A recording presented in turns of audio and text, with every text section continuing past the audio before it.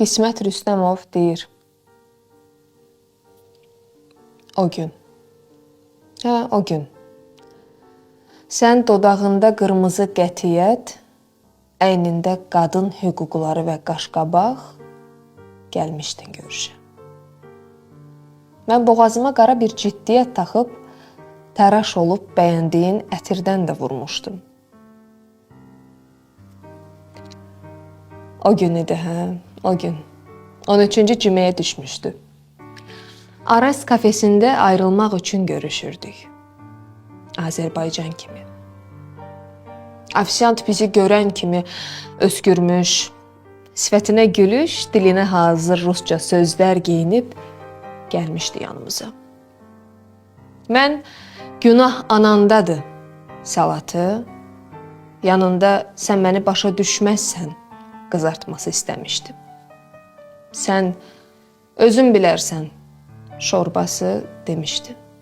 Bir də mən yaxşı yaşamaq istəyirəm püresi. Sükutun qədəhinə qırmızı kəmtuş ittihamlar süzülən kimi, hörmət quşunun boğazı üzülən kimi hesabı istəmişdik. O gün, o gün 13-cü cüməyə düşmüşdü. Ucuz bir ayrılığın hesabını ödəmişdik.